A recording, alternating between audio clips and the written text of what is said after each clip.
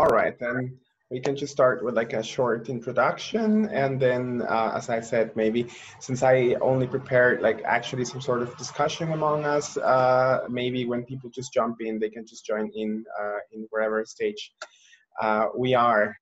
So let's just get started. I will introduce myself first. My name is Aldo Perez. I am originally from Mexico, but I have been living in Europe for already uh, 18 years, I think, at this time, most of the time in Austria, where I was also part of the youth organizations of the Socialist Youth and mostly of the Socialist Students Union of Austria.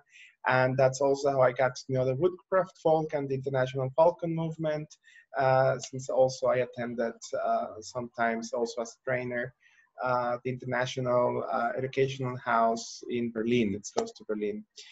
So much to me. Then to the topic, a little bit of an introduction on also how we decided to call it like this and everything, feminism, and what does it have to do with boys or with men. It's because also through my experience, also as a young person and everything, we also had this discussion of what is the role of boys and men in the movement, how does it affect their lives and everything. And also, and I think this is one of the most important parts as well, is because we have to struggle all together, right? It doesn't work if only half of the population fights for equality. We have to do it all together. That was sort of like the thoughts behind it, why we thought of doing it specifically more for boys, but of course for everybody else to join the discussion and everybody else to contribute. As you already noticed as well, is English is not my mother language. So maybe with British English, it might be sometimes a bit hard for me, so please try somehow to speak as neutral as possible, since I might not be familiar with all of the regional accents and so on and so on. But since we are not that many, I think we can still spend a little round of presentation so that you can introduce yourself. Just please say your name, the organization that you're in, or maybe also your city if you're all from the UK. And let's just add also, since it's summer and I heard it's pretty hot, your favorite kind of ice cream. So who would like to start? Gregory, go ahead. My name is Gregory. I am from Edinburgh and I'm part of Woodcraft.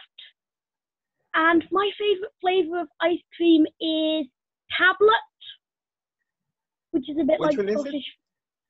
Ah, okay. Tablet. Like a type of sort of like fudge, but it's like Scottish. Mm-hmm. I don't know that one. If I go to Scotland, I shall try it. Thank you. So who would like to go next? Maybe here to my right, I see Aria. Yeah, there you go. I'm looking for my name to be called. That's. I thought I'll go in the last, but then you call me. It's fine. I'm Arya. I'm currently in Nepal, and I'm from Nepal. And I'm currently not with any organization, but I'm a woman deliver young leaders. So in the 2-year project, they expect us to come with an initiative or an organization or something in our own countries, preferably. And I'm also World Literacy Ambassador this year. So both organizations are quite, I would like to say I'm affiliated to both the organizations and not quite representing any organization here. But I'm really excited to see your presentation and yeah, all the best. Oh. And my favorite ice cream is butterscotch. Butterscotch, okay. Thank you. Who would like to go next?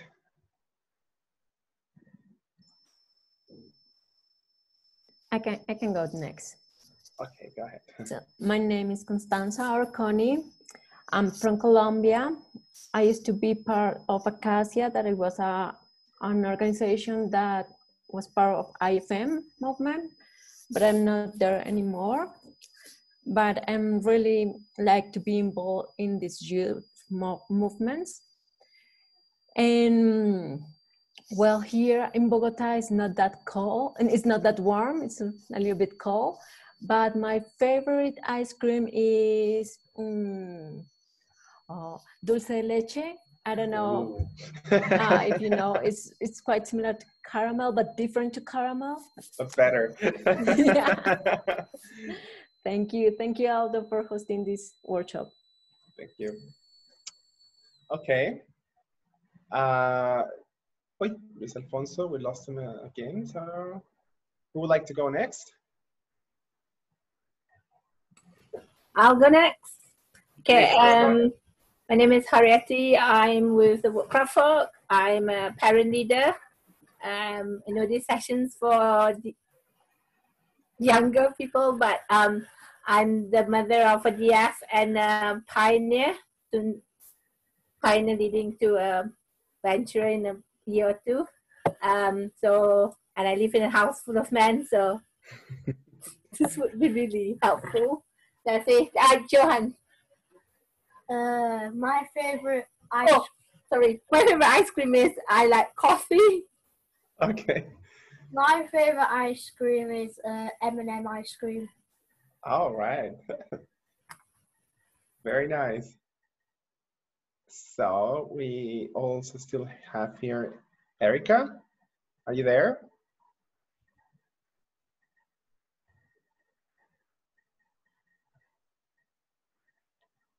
Yes, no, hello? Okay. We don't hear you. It sounds like your microphone is not off, but we cannot hear you. So I guess we can still move on then, and then maybe if the technique works or if somebody else jumps in, we can still make a small break and have an introduction. I'm also very happy to see that we do have quite a diverse group also in terms of geography and background. So I did not prepare a presentation, as I said before, or anything of some sort of specific input, because the way I like to do it is also more for us to create the content with our own experiences. And of course, we can still all together comment on, yes, exactly, to create the content all together and so on and so on. So I also prepared a little mural, it's called, I don't know if anyone knows it, this tool. It's basically a pin wall, but online. So I'm going to post here the link.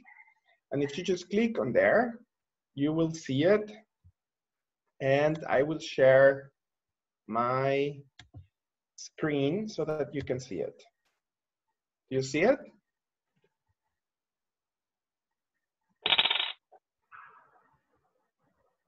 As we are not that many, I think it's fine for all of you if you just turn on your microphones, except if there is like a lot of noise in the background. Otherwise, just leave them on. I think it's fine since we are not that many. So that you can always reply immediately. So, but you seem to be into the file already. So the first question that I would like to discuss with you, we can just first discuss it and then we can just write it in, or also if you only prefer to write it down, it's also fine. But I thought that at the end we can also have like a written file that you may use as well for future purposes. I don't know.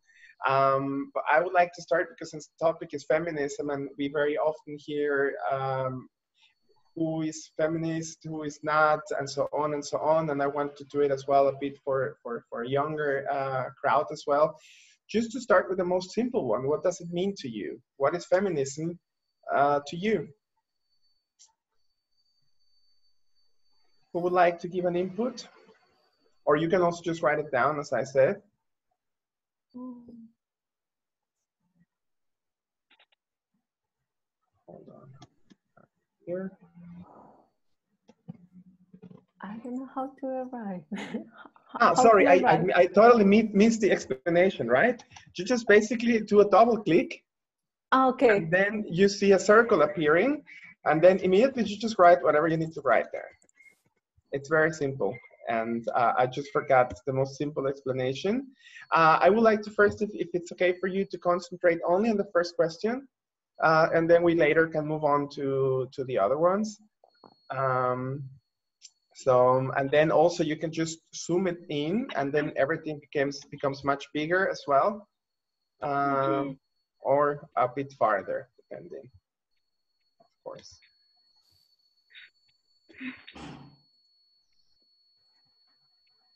Here on the right, you see the zoom settings, and then you can there just Oh my God. move it. So we already have some answers. For example, I'm sorry, I'm unable to yes, use that. I'm unable to fill that. So can I just say? Because absolutely. Either I'm way, I'm please go worried I ahead. might just delete someone else's. No, just go ahead and I can write it for you.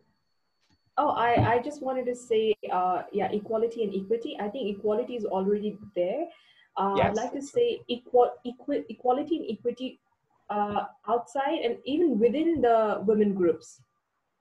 I don't know how to put that into words, but I just wanted to say in a sentence, or I don't know, you know, sometimes women groups, women, they also have different privileges, and we need to acknowledge that in order to also have our target different kinds of women and different belonging to different backgrounds. So equity and equality within and out of women groups. Okay. I love that, but thank you. See, equality and equity also within women group. That was your sentence, right? Can you maybe explain us as well a little bit more what the difference is from your point of view between equality and equity? Because I'm not sure if everybody's familiar with both terms. Yes, sure. Gender equality in the sense that both genders, both sexes, and all the genders should be equal. But however, what we fail to acknowledge is that even as a female, for me, sometimes I might have a better privilege because I had different facilities and different sort of exposure and education compared to another woman, which is why I think equity for the other women in order to have the same opportunities as me is essential. Sometimes because we're talking about women gender or women X gender, we talk about all of their empowerment in the same way. Sometimes there might be women groups who might lag behind even more than few women groups within the women society, I mean, women gender. So it's very essential to give them extra steps and extra care. The women who need more, facilities or more exposure or more, certain kind of interventions might be needed to certain women groups. For me, I might have been exposed to education, but there are so many women who are not exposed to education and facilities, which makes them more deserving to have certain kind of attention. So I think equity within the women gender is also important, acknowledging the different privileges that we might have. So just wanted to say equity within and outside. That's why. Thank you very much. I think it's also very valuable what you were saying. It's very important, and we also see already some other inputs here. For example, well, the first one was actually gender equality, which is I was just trying on purpose, provocatively, so to say, I was trying to look for one definition of feminism. And if you'll Google it, I think it will be very easy to find thousands and thousands and thousands of different definitions, also depending on which stream are you talking about, and so on and so on. But just to put it in a more and more simple way is obviously that it's just about gender equality. I find it very interesting that someone wrote as well, it is a movement for equality across humanity. Would somebody like to elaborate on that? Who wrote it? Or even if you didn't write it, but if you agree. I wrote the equality across humans one. Yes. because I think as this feminism has to do with boys, the patriarchy is much wider. Like, this is such a tiny example, but I know that people who, like, one area of feminism, not the most important, is clothes. In, in the girl section of all shops, there will be lots and lots of pinks, swathes of pink and purple. In the boys section, there will be blue and green. In the girl section, there will be Disney princesses. In the boys section, there will be like Lego people and Minecraft people and video games. And so it just sort of forces like people to wear certain colours of clothes, even if it isn't the colour of clothes they want or at all what they want. It's the only thing in their section or in their size. Mm-hmm. That is correct. And I think that's also very interesting what you were saying also in such a simple things, for example, as colors for clothing, for cakes, for everything. But I think the point that you said, it's very important for me as well, specifically in this workshop, because that was the original thought that we had when we were talking about it.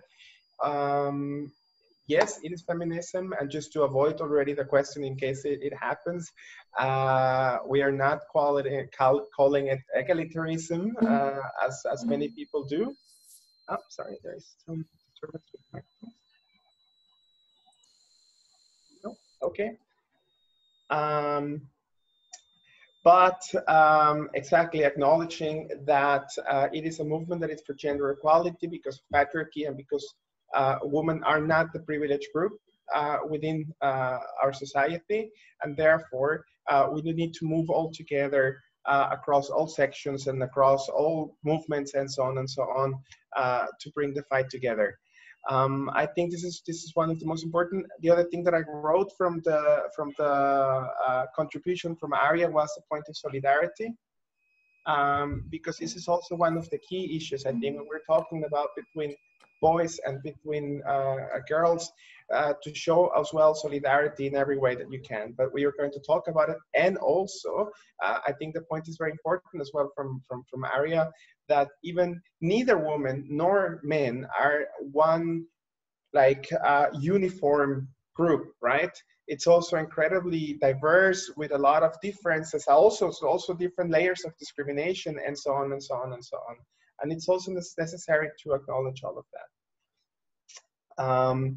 But I think the point is rather clear. I just wanted to start with that to make like some sort of common ground. And in that case as well, to move a little bit to another reflection on, I don't know what keeps moving. Oops, sorry. To speak about more of how it impacts as well our daily lives. And I would like to ask you from your own perspective to write on the board how do gender roles, and you can see the two,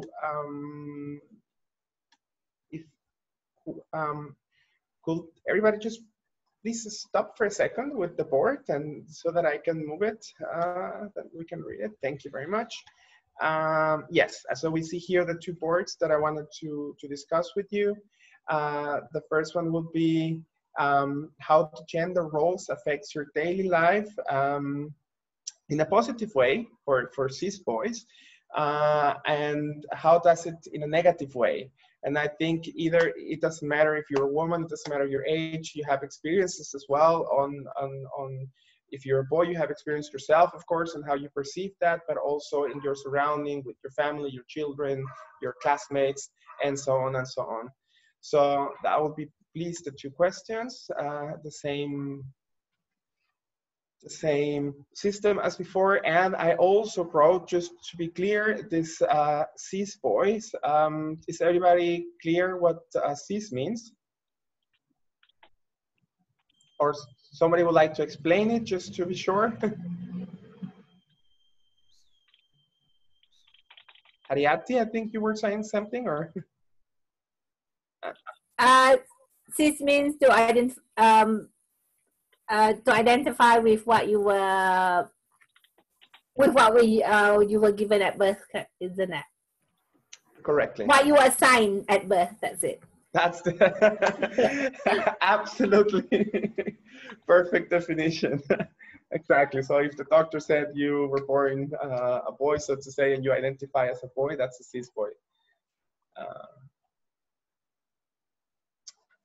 Yes, thank you very much. It obviously gives boys a massive advantage on life. It's one of the first contributions.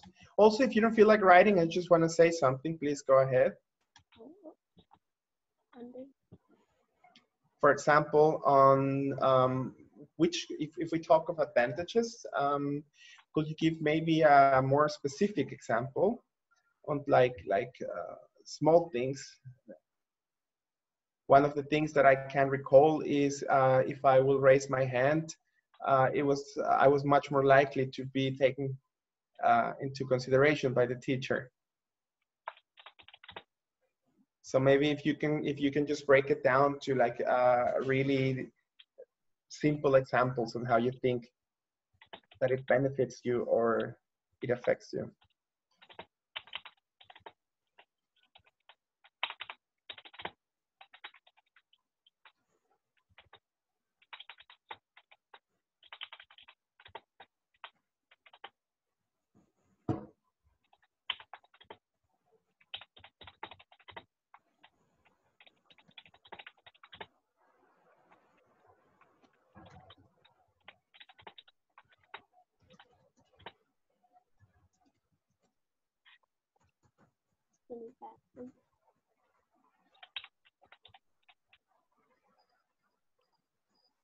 Oh no, no! What happened? People stop moving the board.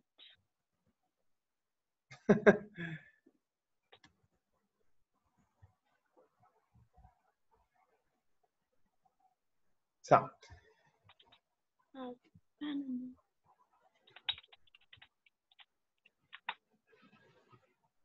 Area, I think you didn't have access, right, to the board, or maybe would you like to? Don't worry if you don't. Ah, okay, okay. I was trying to write and I'm still not being able to. Okay, don't worry. But as I said, we can also just do it by talking.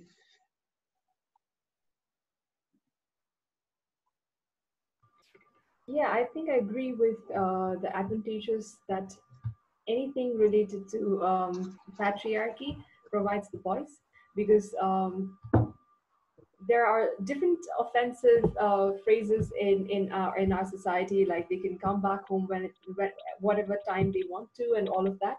So I think the social norms for boys are less reluctant, I mean less strict, and the restrictions placed on boys are very less due to the patriarchal system.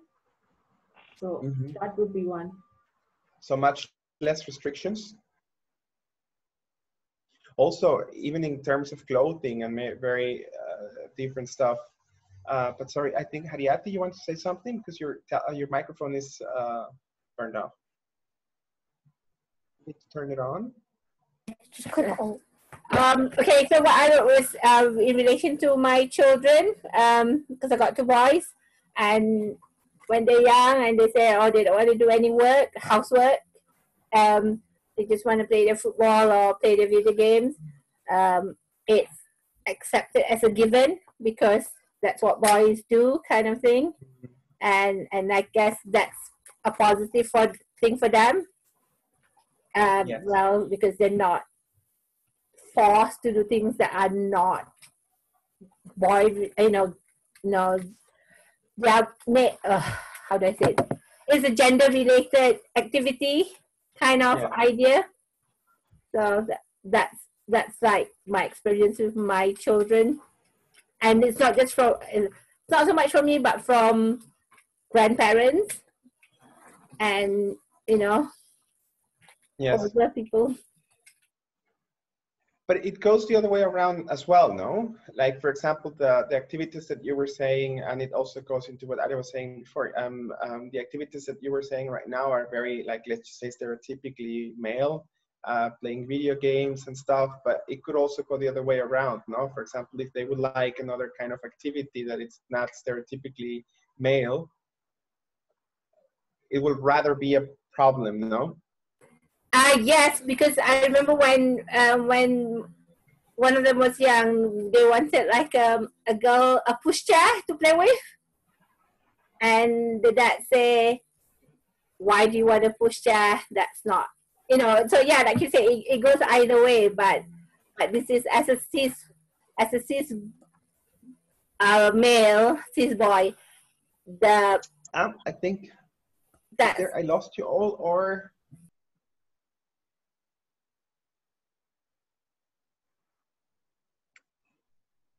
I am very sorry, but I think I didn't hear any of the last 40 seconds or something, because my connection is apparently failing a little bit. I'm sorry. Did you hear me? yeah. Can you hear? No, so like you say, it goes either way, but this is from what my children's experience is. Yeah. So I mean, it's a positive for them in the sense that they get to choose things that they want to do. Yeah. That they see is conforming to the idea of what boys does. Yeah, exactly. I think this is one word that we need to write, because it has been already said many times. There is definitely more freedom of choice of many other stuff, and this is definitely a very, very big aspect, no? And it's very interesting how these gender roles play also in the education of parents, but also from the whole surrounding a major role. I was reading, for example, just recently an article that says that especially from the age of 3, the treatment towards boys and towards girls is quite different from the parents, even from parents that tend to identify themselves as more progressive or liberal thinking or whatever. But it goes apparently also very automatically into what the kids do, if it's rather pretty or if it's rather constructive, and if it's rather, and so on and so on. But actually there is some really interesting research that it says it doesn't start from the age of 3, it actually starts from the very moment of the birth. And they made, for example, also studies when they were observing people holding the babies and what they would say to the babies and how they will talk to the babies. And for example, if you see a baby girl, people immediately talk to them much more about beauty and other adjectives that are more into that direction of a more superficial thinking, so to speak. And if you talk to a boy, maybe today it's changing a little bit, obviously, but the adjectives used to the boys will be quite different. And also even like how grown-ups physically interact with the children was also quite different. Always like with newborn boys, there was always, obviously, you need to carry them and everything, but there was even then like a bit of a more physical distance as well than there is, for example, with young girls. But let's see what people have reading here. Breaking stereotype. Would somebody like to elaborate on that? What do you mean with breaking the stereotype? It was me. So for me, like bringing awareness of the feminism has allowed cis boys to think outside the square, to think that it's okay to feel, to express their feelings, or going against of the stereotypes like boys don't cry. And yes.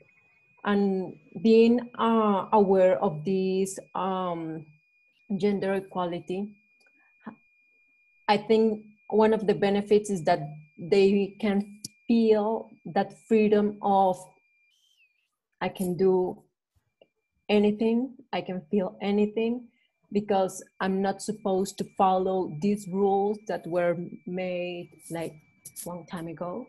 Yes. Yes, this is true.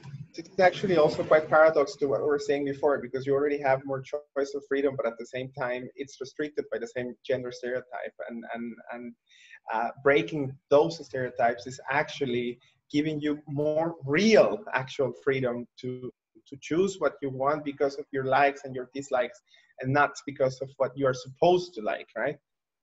Which is a very big difference.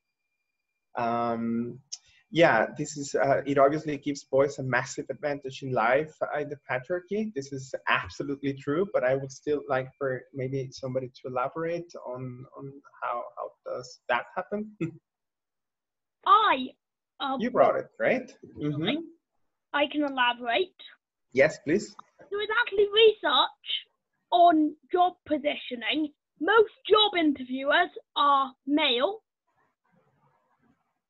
and it makes a difference on what gender your job interviewer is.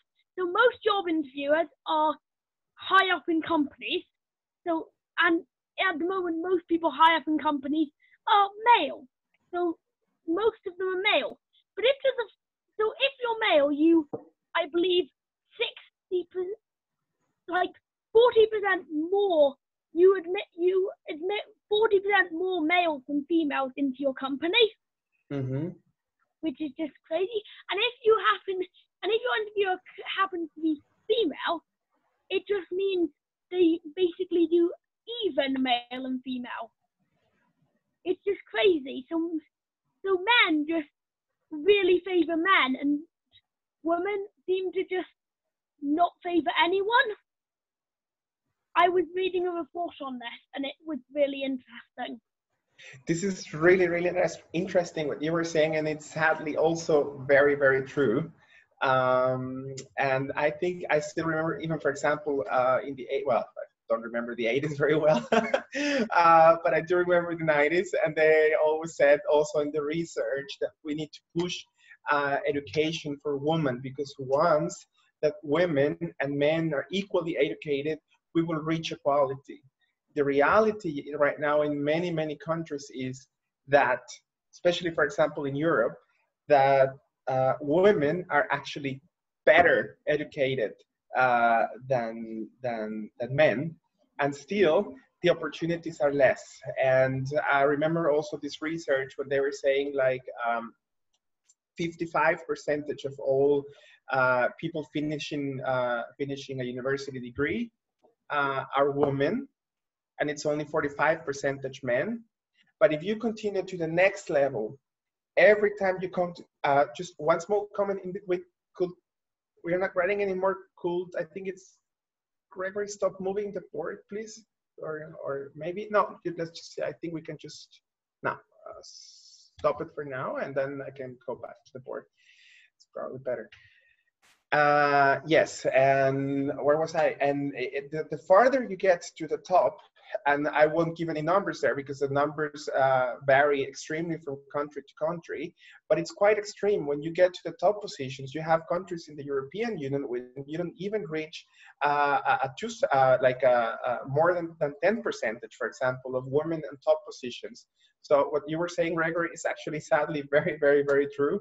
And our gender defined our career chances already, at a very, very early stage. Yeah, I just like to, sorry. Yes, please, go ahead. Yeah, I just wanted to add something known as double labor. I just wanted to add something known as double labor. That is, again, an advantage to the cis boys, as you mentioned.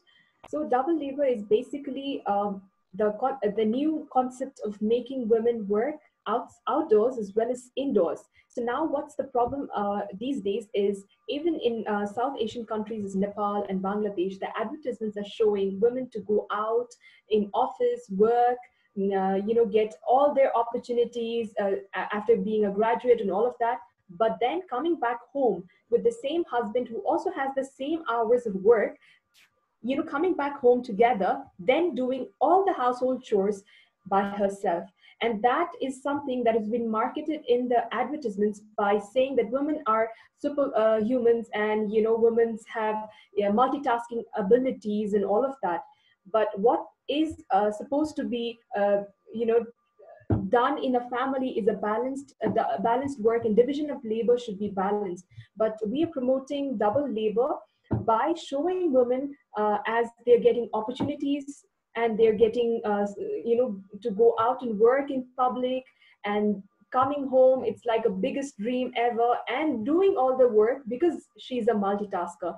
But I think that is placing a double labor on women, which is very, very crucial in to address in today's society. And that is one advantage to cis boys these days, because then they are not responsible to do any household chores, even if they are at the same position at with their wives, their sisters, their mothers, or maybe their daughters. They are the same position, but then they are not supposed to do the household chores, because then that's women's work, and that will always be done by women, even if they work outside. So I think that is one advantage to the cis boys. Absolutely, and this is the myth of the power woman, that it's also being presented, for example, by magazines and so on. If you see these glossy magazines with like, oh, this power woman, she has a super job, she's a manager, she has 2 children, and she comes back home and does all the work and blah blah blah blah blah. That's not something nice. I mean, this is actually exploitation, right? As you were saying. And there is also very interesting research on the households, and apparently the research also showed that there are 3 categories of couples. The traditional couples, where both of them will basically defend very strongly their traditional gender roles within the household, meaning also their tasks.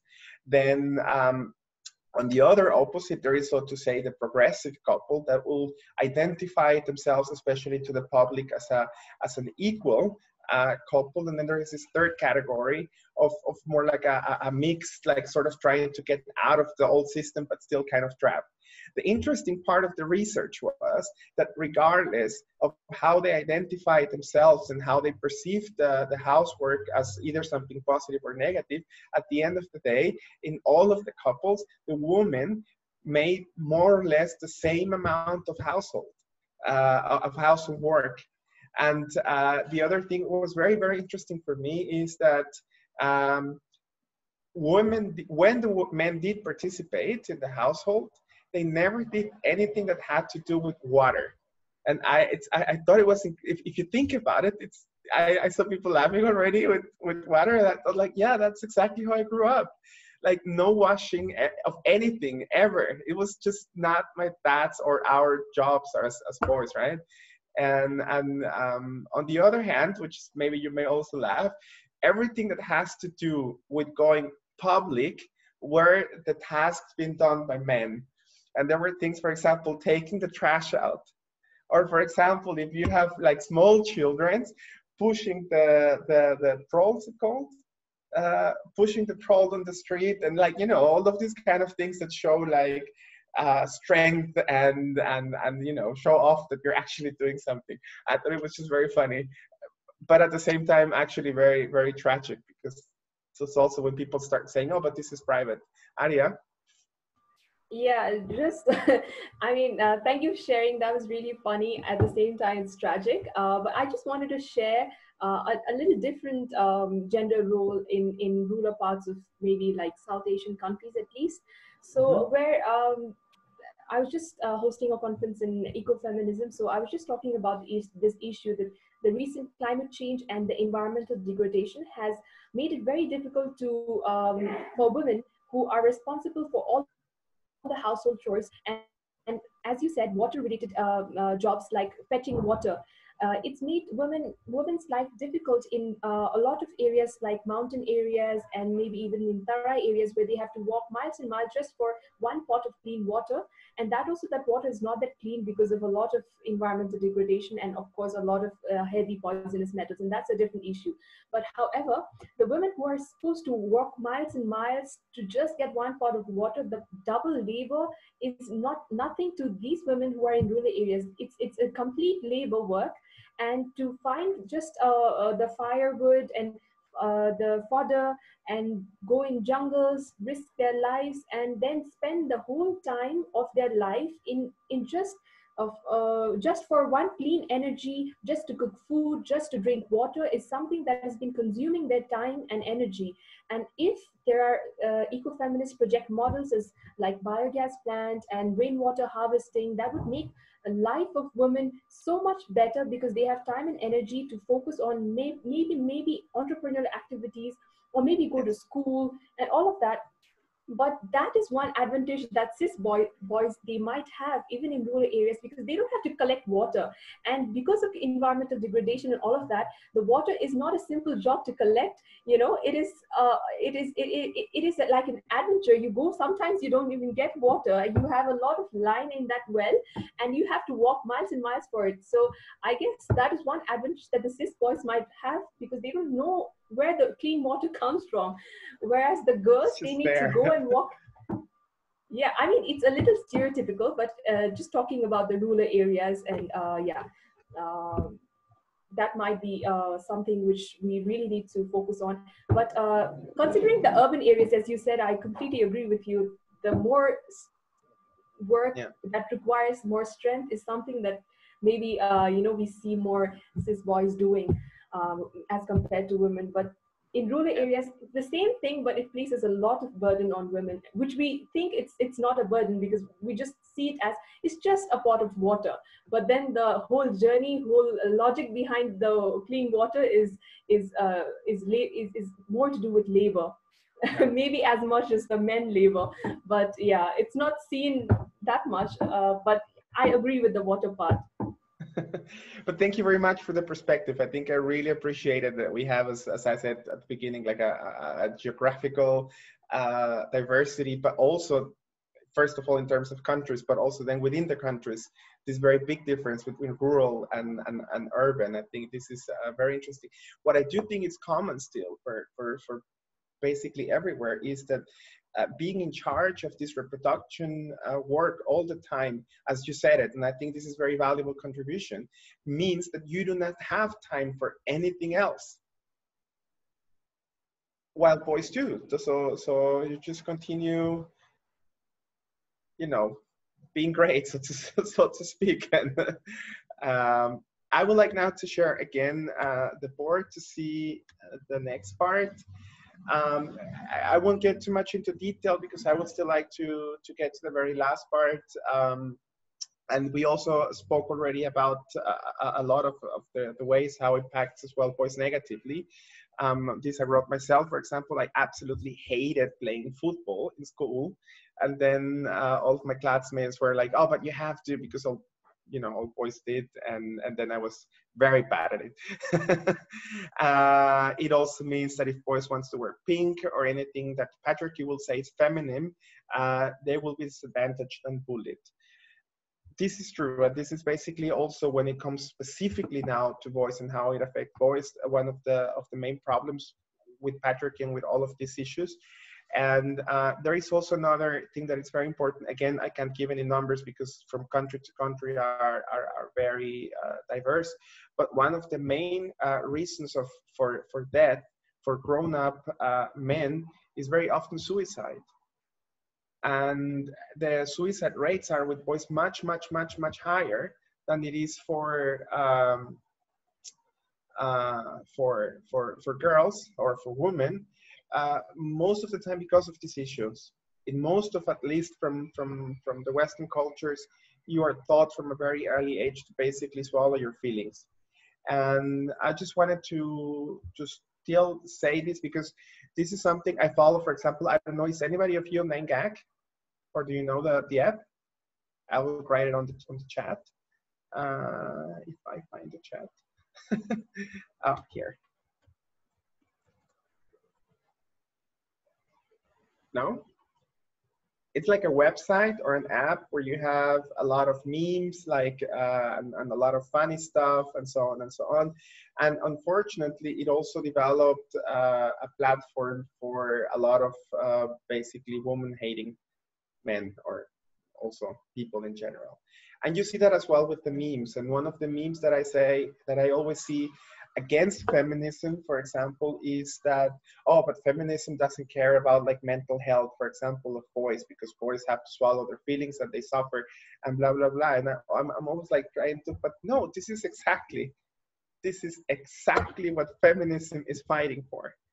And I think this is just one of the points that I definitely wanted to keep to you in case you have encountered or in case you ever come across that discussion, by basically, yeah, trying to abolish every day a bit more and more and more all of these stereotypes of gender. We all will be a bit more free. But so I didn't want to get too much into that, but I do have a last question before we finish this, and it's because I also like to finish all the time with a bit of okay, we criticize it, it's very good, but how do we move on? And the last question would be, we can also just write it maybe on the board, would be for me on, hold on, very well, here. What can I do on my daily life to contribute to the feminist struggle?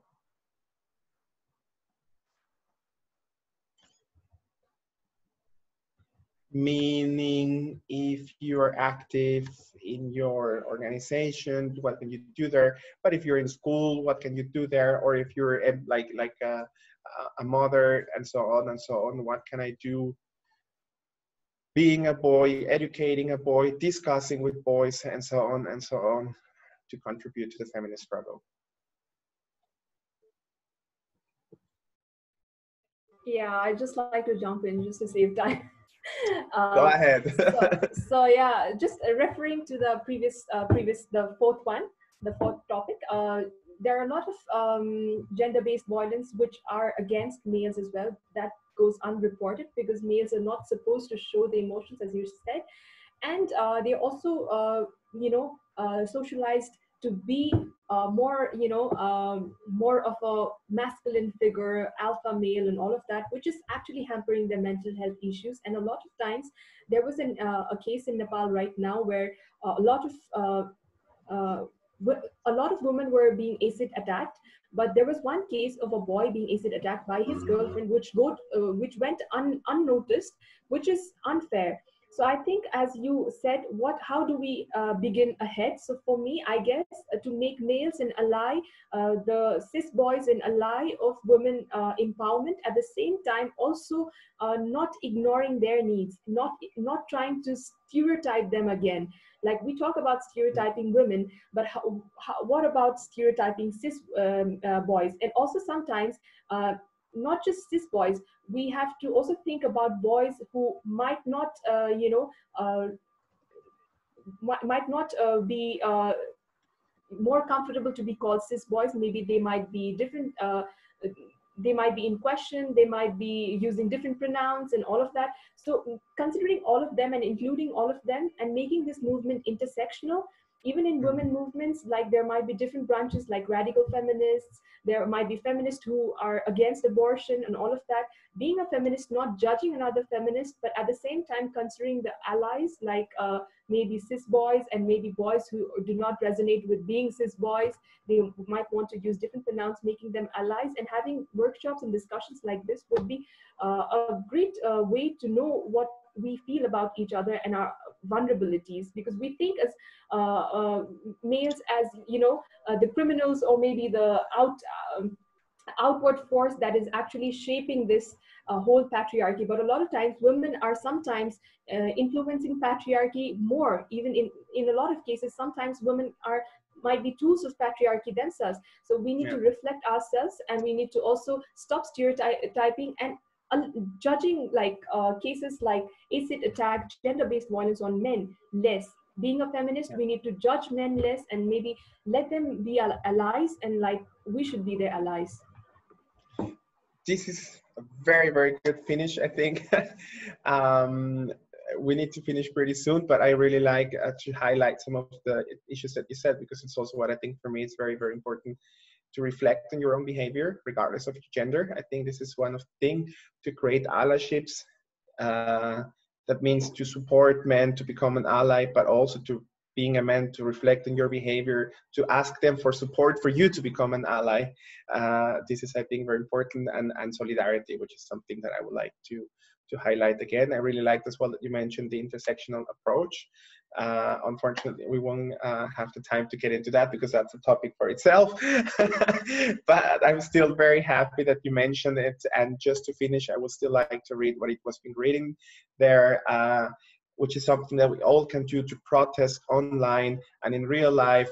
I think this is very important. Okay, right now in times of Corona, it's rather difficult to do it in real life, but still, we already said it, inviting them to be an ally, but to recognize their experience. I think this is something that you said that I think it's very, very valuable to recognize always as well the individual experience of each person, to be supported, to educate, first of all, also ourselves, but also in a positive way to try to educate our peers. And I think, just to finish as well, also the reason to close the circle, so to say, why this was feminism for boys, so to say, it's because already for pragmatic reasons, sometimes also from my experience, I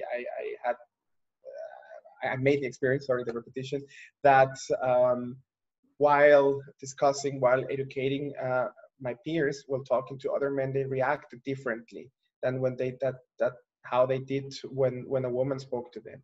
I know it's terrible, and this is something not that we are fighting for. This is not what my message is, but at the same time, we do need to find the channels on how to educate each other and how to move on all together. If there are any last comments on that, otherwise we could finish and be supportive. And